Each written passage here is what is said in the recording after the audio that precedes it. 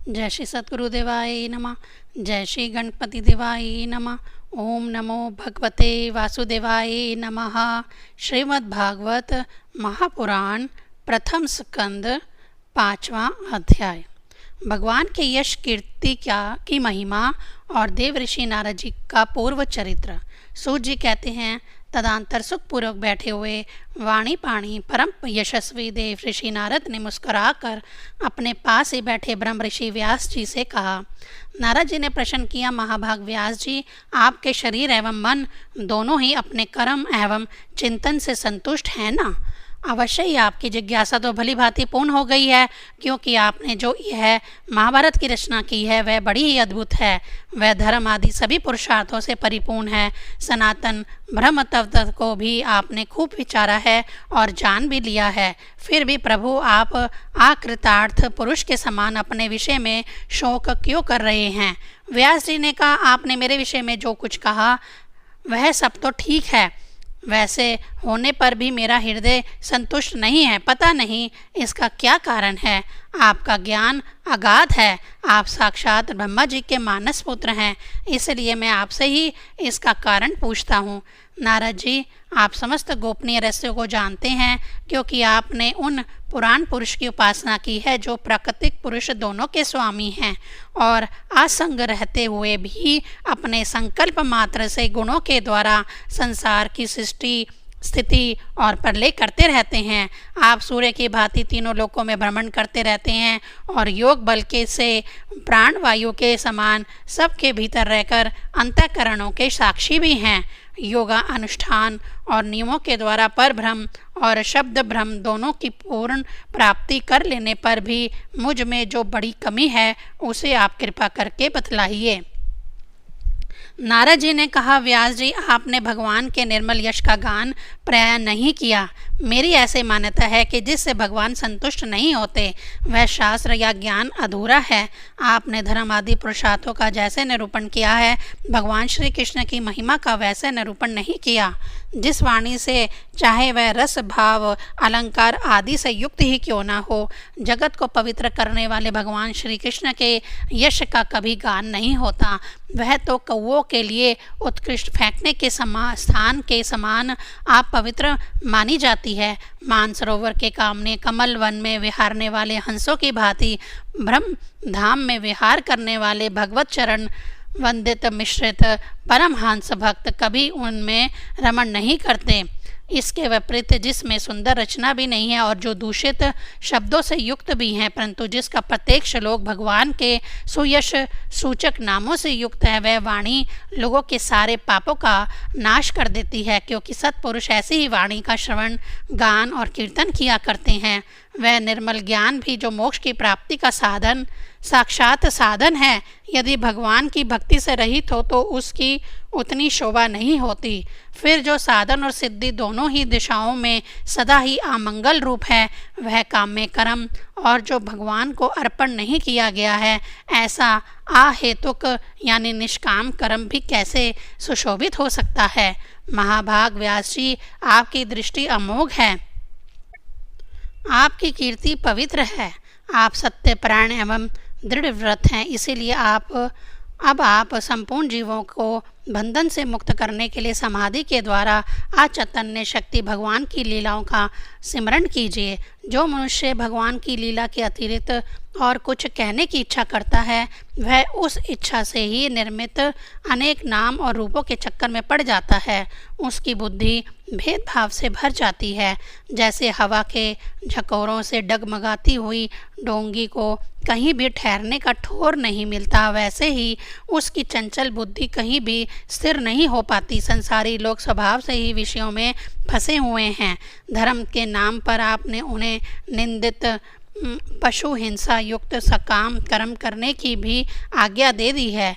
यह बहुत ही उल्टी बात हुई, क्योंकि मूर्ख लोग आपके वचनों से पूर्वोक्त निंदित कर्म को ही धर्म मानकर यही मुख्य धर्म है ऐसा निश्चय करके उसका निषेध करने वाले वचनों को ठीक नहीं मानते।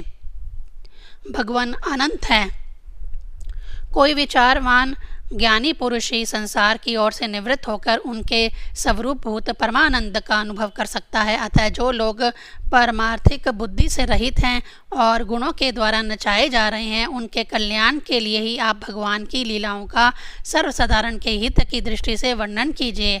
जो मनुष्य अपने धर्म का परित्याग करके भगवान के चरण कमलों का भजन सेवन करता है, भजन परिपक्व हो जाने पर तो बात ही क्या है। यदि इससे पूर्व ही उसका भजन छूट जाए तो क्या कहीं भी उसका कोई अमंगल हो सकता है। परंतु जो भगवान का भजन नहीं करते और केवल स्वधर्म का पालन करते हैं, उन्हें कौन सा लाभ मिलता है। बुद्धिमान मनुष्य को चाहिए कि वह उस वस्तु की प्राप्ति के लिए प्रयत्न करे जो तिनके से लेकर ब्रह्म पर्यंत समस्त ऊंची नीची योनियों में कर्मों के फलस्वरूप आने जाने पर भी स्वयं प्राप्त नहीं होती। संसार के विषय सुख तो जैसे बिना चेष्टा के दुख मिलते हैं, वैसे ही कर्म के फल रूप में आज चैतन्य गति समय के फेर से ही सबको सर्वत्र स्वभाव से ही मिल जाते हैं। व्यास जी, जो भगवान श्री कृष्ण के चरणाविंद का सेवक है, वह भजन ना करने वाले कर्मी मनुष्यों के समान देवात कभी बुरा भाव हो जाने पर भी जन्म मृत्युमय संसार में नहीं आता। वह भगवान के चरण कमलों के आलिंगन का सिमरण करके फिर उसे छोड़ना नहीं चाहता। उसे रस का चस्का जो लग चुका है, जिनसे जगत की उत्पत्ति स्थिति और प्रलय होते हैं, वह भगवान ही इस विश्व के रूप में भी हैं। ऐसा होने पर भी वह इससे विलक्षण है, इस बात को आप स्वयं जानते हैं। तथापि मैंने आपको संकेत मात्र कर दिया है। व्यास जी, आपकी दृष्टि अमोघ है। आप इस बात को जानिए कि आप पुरुषोत्तम भगवान के कलावतार हैं। आपने आजन्मा होकर भी जगत के कल्याण के लिए जन्म ग्रहण किया है, इसलिए आप विशेष रूप से भगवान की लीलाओं का वर्णन कीजिए। विद्वानों ने इस बात का निरूपण किया है कि मनुष्य की तपस्या, वेदाध्ययन, यज्ञ अनुष्ठान, स्वाध्याय, ज्ञान और दान का एकमात्र प्रयोजन यही है कि पुण्य कीर्ति श्री कृष्ण के गुणों और लीलाओं का वर्णन किया जाए। मुने, पिछले कल्प में आप अपने पूर्व जीवन में मैं वेदवादी ब्राह्मणों का एक दासी का लड़का था। वह योगी वर्षा ऋतु में एक स्थान पर चतुर्मास्या कर रहे थे। बचपन में ही मैं उनकी सेवा में नियुक्त कर दिया गया था। मैं यत्वी बालक था, फिर भी किसी प्रकार की चंचलता नहीं करता था। जितेंद्रिय था, खेल कूद से दूर रहता था और आज्ञा अनुसार उनकी सेवा करता था। मैं बोलता भी बहुत कम था। मेरे इस शील स्वभाव को देखकर समदर्शी मुनियों ने मुझे सेवक पर अत्यंत अनुग्रह किया। उनकी अनुमति प्राप्त करके बर्तनों में लगा हुआ जूठन मैं एक बार खा लिया करता था। इससे मेरे सारे पाप धुल गए। इस प्रकार उनकी सेवा करते करते मेरा हृदय शुद्ध हो गया और वह लोग जैसे भजन पूजन करते थे, उसी में मेरी भी रुचि हो गई। प्यारे व्यास जी, उस सत्संग में उन लीला गान प्रयाण महात्माओं के अनुग्रह से मैं प्रतिदिन श्री कृष्ण की मनोहर कथाएं सुना करता। श्रद्धापूर्वक एक एक पद श्रवण करते करते प्रिय कीर्ति भगवान में मेरी रुचि हो गई। महामुने, जब भगवान में मेरी रुचि हो गई तब उन मनोहर कीर्ति प्रभु में मेरी बुद्धि भी निश्चल हो गई। उस बुद्धि से मैं इस संपूर्ण सत्य और असत्य रूप जगत को अपने पर ब्रह्म स्वरूप आत्मा में माया से कल्पित देखने लगा। इस प्रकार शरद और वर्षा, इन दो ऋतुओं में तीन समय का उन महात्मा मुनियों ने श्री हरि के निर्मल यश का संकीर्तन किया और मैं प्रेम से प्रत्येक बात सुनता रहा। अब चित्त के रजोगुण और तमोगुण को नाश करने वाली भक्ति का मेरे हृदय में प्रादुर्भाव हो गया। मैं उनका बड़ा ही अनुरागी था, विनयी था। उन लोगों की सेवा से मेरे पाप नष्ट हो चुके थे। मेरे हृदय में श्रद्धा थी, इंद्रियों में संयम था एवं शरीर, वाणी और मन से भी मैं उनका आज्ञाकारिणी था। उन दीन वत्सल महात्माओं ने जाते समय कृपा करके मुझे उस गुरुतम ज्ञान का उपदेश किया, जिसका उपदेश स्वयं भगवान ने अपने श्रीमुख से किया है। उस उपदेश से ही जगत के निर्माता भगवान श्री कृष्ण की माया के प्रभाव को मैं जान सका, जिसके जान लेने पर उनके परम पद की प्राप्ति हो जाती है। सत्य संकल्प व्यास जी, पुरुषोत्तम भगवान श्री कृष्ण के प्रति समस्त कर्मों को समर्पित कर देना ही संसार के तीनों तापों की एकमात्र औषधि है। यह बात मैंने आपको बतला दी। प्राणियों को जिस पदार्थ के सेवन से जो रोग हो जाता है, वही पदार्थ चिकित्सा विधि के अनुसार प्रयोग करने पर क्या उस रोग को दूर नहीं करता? इसी प्रकार यद्यपि सभी कर्म मनुष्यों को जन्म मृत्यु रूप संसार के चक्र में डालने वाले हैं, तथापि जब वे भगवान को समर्पित कर दिए जाते हैं तब उनका कर्पणा ही नष्ट हो जाता है। इस लोक में जो शास्त्र विहित कर्म भगवान की प्रसन्नता के लिए किए जाते हैं, उन्हीं से पराभक्ति युक्त ज्ञान की प्राप्ति होती है। उस भगवत अर्थ कर्म के मार्ग में भगवान के आज्ञा अनुसार आचरण करते हुए लोग बार बार भगवान श्री कृष्ण के गुणों और नामों का कीर्तन तथा सिमरन करते हैं। प्रभु, आप भगवान श्री वासुदेव को नमस्कार है, हम आपका ध्यान करते हैं। प्रद्युम्न, अनिरुद्ध और संकर्षण को भी नमस्कार है। इस प्रकार जो पुरुष चतुर्व्यूही रूप भगवान मूर्तियों के नाम द्वारा प्राकृत मूर्ति रहित अप्राकृत मंत्र मूर्ति भगवान यज्ञ पुरुष का पूजन करता है, उसी का ज्ञान पूर्ण एवं यथार्थ है।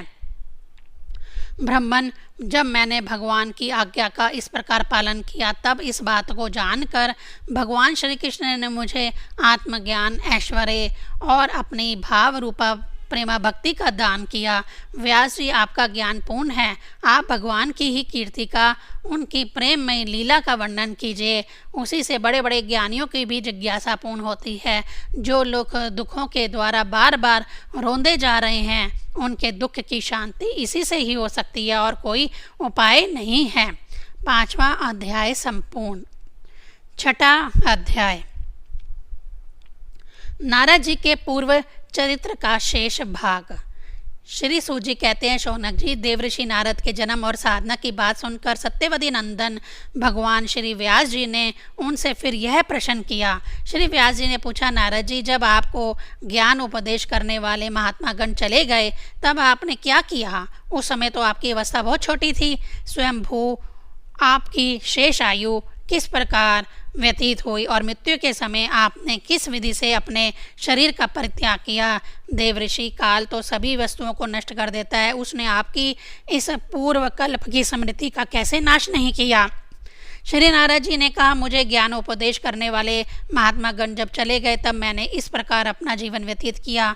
यद्यपि उस समय मेरी अवस्था थोड़ी छोटी थी, बहुत ही छोटी थी। मैं अपनी माँ का इकलौता लड़का था। एक तो वह स्त्री थी, दूसरे मूढ़ और तीसरे दासी थी।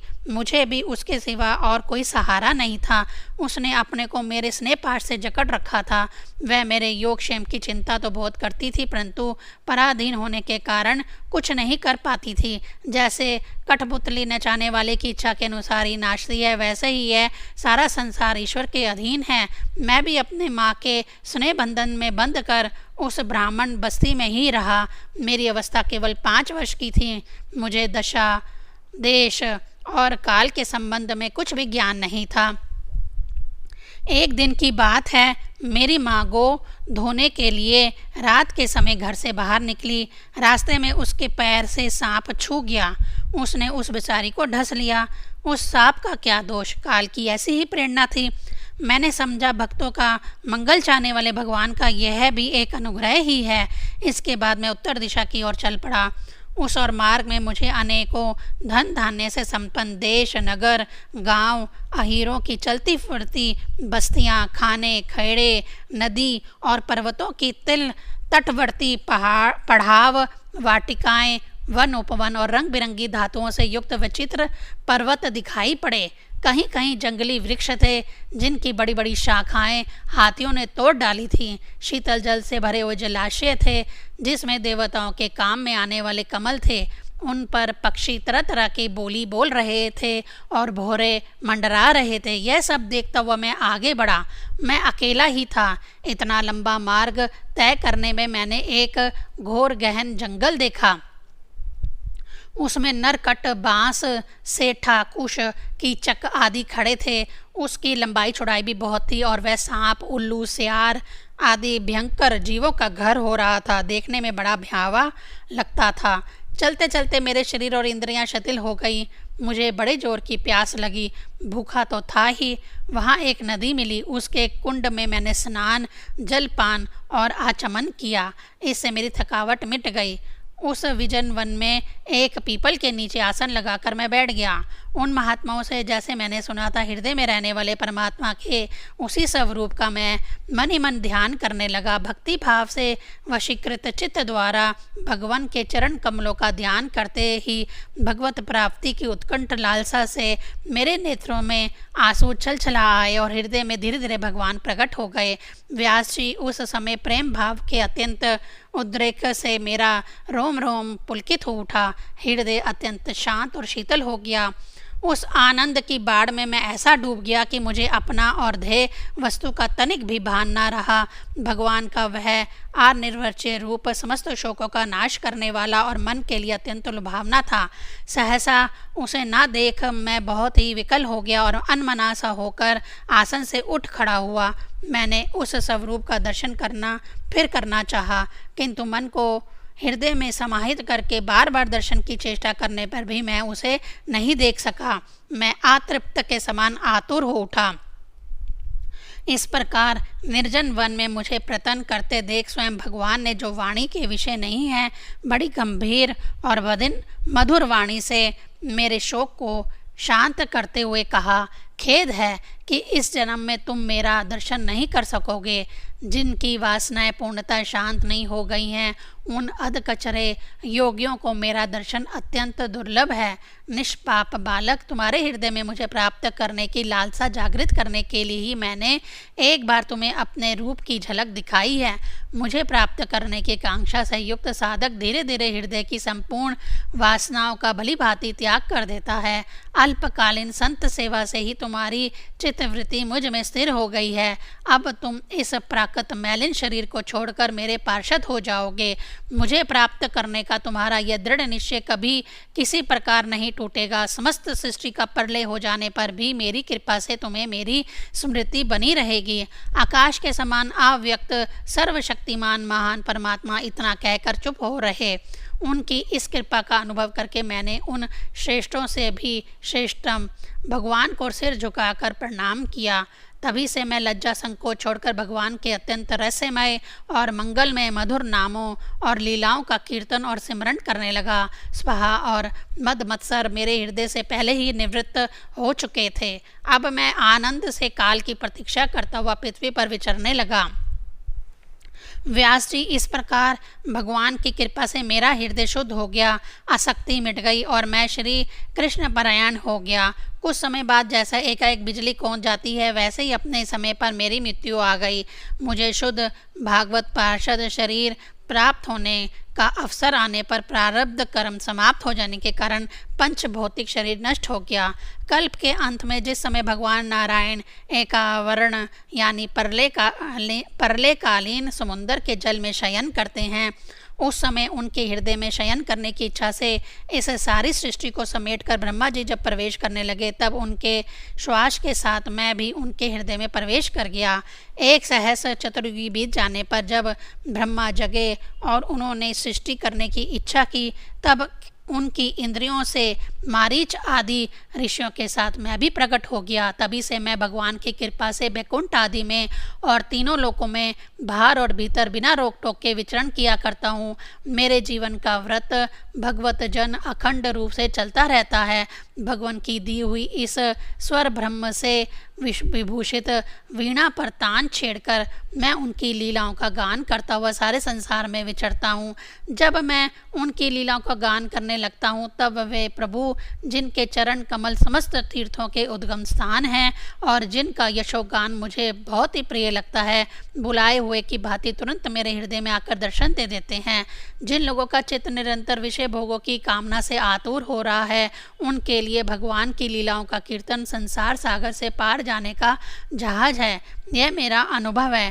काम और लोभ की चोट से बार बार घायल हुआ हृदय श्री कृष्ण सेवा से जैसे प्रत्यक्ष शांति का अनुभव करता है, यम नियम आदि योग मार्गों से वैसी शांति नहीं मिल सकती। व्यास जी, आप निष्पाप हैं। आपने मुझसे जो कुछ पूछा था वह सब अपने जन्म और साधना का रहस्य तथा आपकी आत्मतुष्टि का उपाय मैंने बतला दिया। श्री सूत जी कहते हैं, शौनक आदि ऋषियों देव ऋषि नारद ने व्यास जी से इस प्रकार कहकर जाने की अनुमति ली और वीणा बजाते हुए स्वच्छंद विचरण करने के लिए वे चल पड़े। आह, ये देवऋषि नारद धन्य हैं, क्योंकि ये षडांगपाणि भगवान की कीर्ति को अपने वीणा पर गा गा कर स्वयं तो आनंदमग्न होते ही हैं, साथ साथ इस त्रिताप तृप्त जगत को भी आनंदित करते रहते हैं। छठा अध्याय संपूर्ण। ओम नमो भगवते वासुदेवाय नमः।